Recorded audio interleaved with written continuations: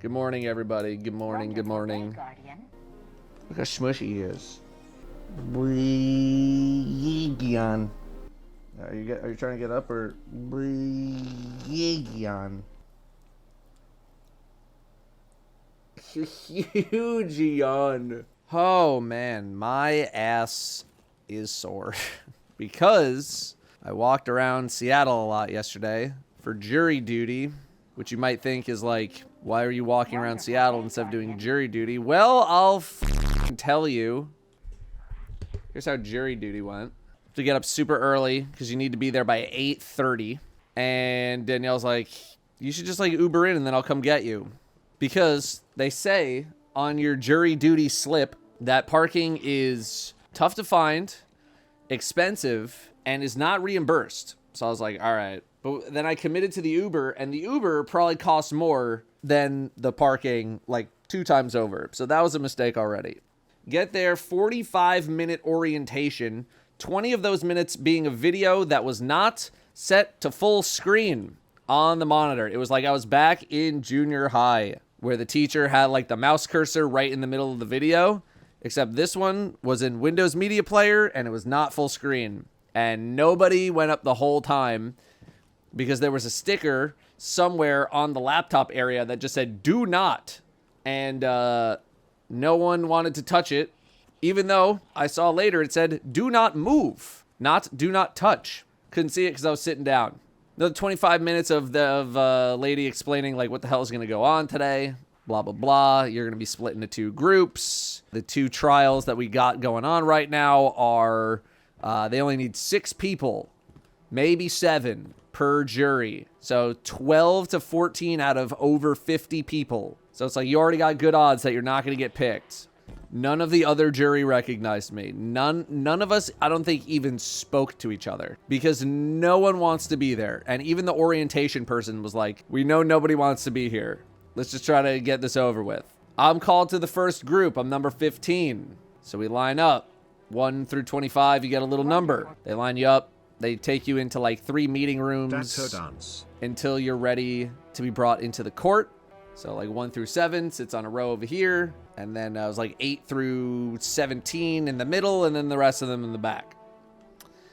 And so they do like the whole like, are you a U.S. citizen? Have you been convicted of a crime? Blah, blah, blah. Everyone's chill. Okay, cool. Anyone with any hardships that would cause them to not be able to stay for the entire week, because they think the trial was going to end Friday afternoon. And me and 3 other people were like, we have travel plans. I leave on Friday. I would not be able to make it. And they need to know that because they cannot have the trial and you as a juror only show up for like the first half. They can't do that. Like they can't really force you to like cancel your plans to do jury duty because like people spend hundreds and thousands of dollars on their travel. So I was like, I have a trip.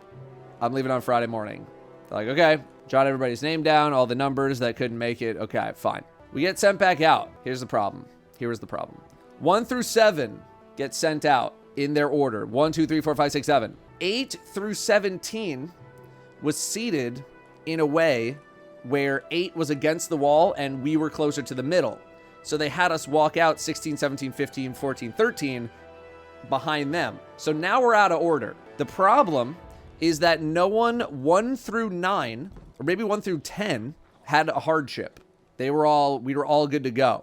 So as they were putting us into the rooms again, 1, 2, 3, 4, 5, 6, 7, 17, 16, 15, they're just like, go in the room. And so the other 2 rooms had people with hardships where they weren't going to be able to make it. So I assume they had some sort of a conversation with them, being like, okay, number 22 and number 19, you guys are, you're excused. Number 15, you're excused. I'm number 15. They don't come into our room to tell me that I've been excused because I am with 1 through what they believe to be 1 through 10. So those people get excused. I do not get excused because they lose track of me. I'm like fucking Kevin in Home Alone. Okay, we're breaking for lunch. They brought us in like 15 minutes before lunch to real quick see if anyone had any hardships. And then it's a 2-hour break for lunch. Noon rolls around. They want everyone available at 2:30, but you got to be back at 2. So I'm like, okay, I'm just walking my ass around Seattle. I'm gonna get some chicken teriyaki. and just listen to some music. Between orientation and them calling us in, 2 hours, nothing. Just sitting around, waiting. Because you're just at the mercy of the judge and the attorneys and all that kind of stuff, right? Because they're doing some other attorney shit. So you're just sitting around. I'm watching Northern Lion play Dice a Million. I'm looking at my eBay listings, right? Go get 2 hour lunch. Go get 2 hour lunch. Come back. Another Northern Lion video. More eBay listings. It's now around 3:45. They're like, hey, courtroom 1101. You're up. We're bringing you back in. Go get a number order. They look at the list. They're like, okay, 1, 2. Someone else got excused. 4, 5, 6, 7. And then they see me with 15. And they're like, 15. I was like, yeah. They're like, step out of line. I was like, oh, shit. Everybody else goes. They were like, you should have been excused 3 hours ago. And I was like, oh, they put me in a different room than I was in the first time we went downstairs. And they were like, oh, sorry for the mix-up, but you should have left 3.5 hours ago. And as I'm getting checked out, I'm texting Danielle, leave now. Get here now. Sorry, it was 3:25, not 3:45. 3:25, I'm texting. Fucking leave right, come get my ass right now. And they're like, do you want a little form that says, you know, you like essentially you did your job. You did what you were asked to do. And I was like, I would love that. Because it's basically get out of jury duty free for the next year. It says like, Dow Does Destiny did his job. He was rightfully excused due to travel plans. And this little sheet of paper basically says, if anyone bugs you about jury duty, you show them the paper for the next 365 days, you don't have to. And I was like, I would love that. Absolutely love that. And then I walked around the block for 40 minutes in a circle because it's a very steep downhill and then a very steep uphill. And I was like, this is the only workout I'm going to get in today. So for 40 minutes, hey, you. I'm listening to the new JVB album and I'm just walking around the city block over and over until Danielle comes and gets me. And then I just worked the rest of the night. And that was my jury duty. That was the whole thing. 5 hours of NL videos and eBay, and then walking and chicken teriyaki. That's it. I did find out what my case was going to be if I did get selected, but they said up front, they're like, no one's here. Like this is like a misdemeanor court. There's no there's no murder here. There's none of that. It's like, I think the guy had like a DUI and that was going to be the case that I was going to be on if I got selected, which was already like a very low chance, right? You had like a 1 in 5 chance of getting selected. And that was my day. And that was my entire day. But the trip this weekend did save me from having to go in for jury duty for the whole week, because by the time that first group was going back in again, they'd done barely anything with the jury. So it was very possible that if I didn't get excused, I would have to go back in. And that whole yesterday would have been basically a waste. Yeah, their estimate was like Friday morning, Friday afternoon is when the case would be over. And I'm still not even certain they picked a jury until maybe today. So like everybody else that was there with me, they're back in court, either still deciding who's going to be on the jury or like they're doing the court case. So Danielle's friend's 40th birthday party saved me from having to go to jury duty. I'm an excellent storyteller, Datto. I don't think I am. I feel like you're being facetious. I feel like you're being fastidious. But I don't know. Maybe I am decent at it. I don't think so. You have to show them proof of your book trip, or you can just go in and be like, well, I got plans. They did not ask for any proof whatsoever. But I had this shit ready to go. Like, I was like, let me load up the Alaska app. Let me show, like, I got the tickets already. The flight's early. Because I didn't want to lie. Because so many are like, oh, if you just lie and like say you're super racist or whatever, then you can get out of it. And like just telling that to someone in the moment, it's like, yeah, that's easy to do. But when you're sitting in front of a judge and you're sitting in front of lawyers and you're sitting in front of like 25 other people, you can't just be like, can I be excused? I'm racist. Like that. It's a much different situation when you're in front of like 40 people versus just having a one-on-one conversation. Also, try lying to a judge as like a half decent human being. It's like, you're not in the moment, you're not going to be able to. You're just not. If you're a half decent person, you're not going to even be able to lie.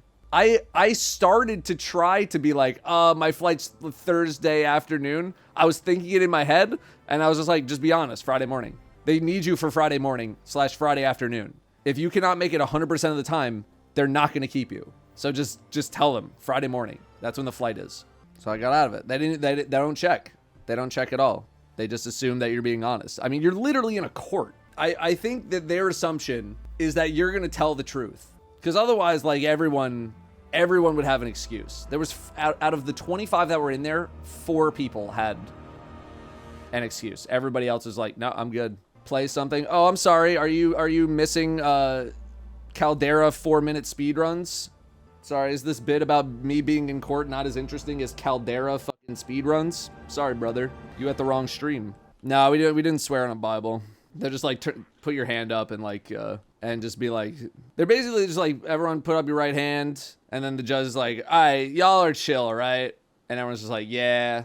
And they're like, okay, hands down, sit down. That's basically what they do, is that they kind of vibe check everybody real quick. I did find it interesting though, that I didn't know this, that when selecting a jury, the lawyers can like, they have unlimited, essentially, like, questions or like, things that they can analyze a juror on, potentially, to be like, is this person going to be a good fit for the court case? They also get a limited amount of just like, F you, I don't want you here. They can literally just vibe check you purely visually, and they have like 3 or 4 just like, get out. Not you. No. Just purely on vibes. I found that very interesting, that the lawyer can just be like, nope, you get the hell out. I don't like your vibe. I don't like your energy. You're just banished. What sucks though is that if you get banished from one court, if there's multiple cases going on, you get put into the pool of the other one. So it's not like you just get to go free. Right? I found that neat, that the lawyer could just be like, get out. Once I get a face tattoo might be beneficial. It's like, you probably have poor judgment. Also, I feel like you tend to think of bailiffs as like a super tall, muscular guy. They're kind of like, almost like their security. They're just regular ass. Like, if you looked at this person, you'd be like, you're not a bailiff. Like, because you think of, like, what do you think of when you think of a bailiff? Big, strong guy from all these like high profile court cases, or like Judge Judy or some shit, who, by the way, makes like $1 million trillion hosting that show. It's just regular people. Just regular. You would look at them and be like, there's no way you're a bailiff. But like, yeah, they're just normal looking ass people. I didn't know that. I was expecting like some 6'4", like 260 pound guy. But apparently there's a lot of like administrative work that a bailiff has to do. I didn't know that. Fell asleep in the, they have like a little quiet room with like very comfortable chairs. Fell asleep in there for about 30 minutes. They literally suggested like, yeah, you can come into the quiet room if you like gotta get work done, or you just like want to sleep or something. And I was like, all right, I'll do that. Got phone chargers. That was it. What was the case, or can I not say? I think some guy was getting like a DUI, or he was being accused of DUI, and that's it. That's all I found out. Because they have to disclose something. Probably shouldn't talk about it, but like, that was literally all the information that I had. They let you bring your phone in. I had to give up mine at the courthouse entrance. I had my phone the entire time, because they bring you up to like a waiting area. Because most of the time the jury is just like, you're just waiting for the court case to start. So up until that point, you're just sitting around doing nothing. Like, you're just waiting. Not like you're giving out any info that isn't public docket. Yeah, I mean, like, you guys are... Wow, Datto. Guy got a DUI. There's only about 1 million of those per day. Can you be any less specific? Need to find out if you're too connected to the topic to be on the jury. I mean, here's the thing. I know I've told this story before about how I was being a designated driver for a bunch of college kids who were underage drinking at the time. And they had me going like 41 in a 25 at like 1 in the morning. And they pulled my ass over. I got a speeding ticket. And one of the people in the car, like, they asked if like anyone had been drinking in the car. And I was like, I haven't. And the person next to me was. And I think they said a couple things they probably shouldn't have. And then the cop went back to the car. And then there's 2 people sitting behind me in the backseat. And they're like, we've also been drinking, and we're definitely not 21. And I was like, here's the thing. If you don't fucking say anything, they're not going to ask. So just shut the fuck up. Don't say anything, idiots. So they're back there. Like, the cops are like back in their car for like 10 minutes doing God knows what. It's 1 in the morning. I rolled the window down. And I kind of stick my head out. I'm just like, hey, man, like, both of them in the back seat live right there. Can they go? And they're like, yeah. And I was like, I need you guys to lock the fuck in. when you are walking out of the car, I need you to pretend that everything is fine. And I need you to walk the straightest line that you've ever walked back to your dorms. And they're like, thank you, thank you, thank you. I want to say I was a junior or a senior. No, I was a junior. And I think they were sophomores. And I was like, I need just act normal, right? Social engineering. Act like you belong, act like you're normal, and you'll be fine. And then the person next to me, unfortunately, like they got a write-up, but I think all they had to do was like, I think they did like 2 weekends of volunteering at a place that like sold Christmas trees. And I was like, you can borrow my car to get there. And they're like, all right, fine. They got off pretty easy. I was like, I thought I'm doing like a good thing. I'm being like a designated driver, right? I'm not drinking at all. And it's 1 a.m. There's no cars. I'm going a little bit fast. And then, of course, they're just like chilling, waiting right as the people are turning into the damn parking lot, right? Like, fucking hell. And what was really annoying too, I was like looking for every way to try to get out of the ticket. I was looking up laws on like, you know, where can you put speed limit signs and like how far apart do they need to be before like the onus is on the city to make sure that they have the posted speed limit proper or like whatever. And I'm like, I drove up and down that street a few times to be like, is this like, yeah, okay, so I can't get them on the signs. And then I thought I could get them on like some math or something like that of like, oh, well, they like wrote me up at this speed going like, you know, taking me this amount of time to do this. And I'm like, yeah, all that shit added up. And I was like, well, fuck. It was the beginning of the month. It was the beginning of the month. And that's when they try to get they get ahead on their quotas. You try to do something good. No good deed goes unpunished. Pretty true, man.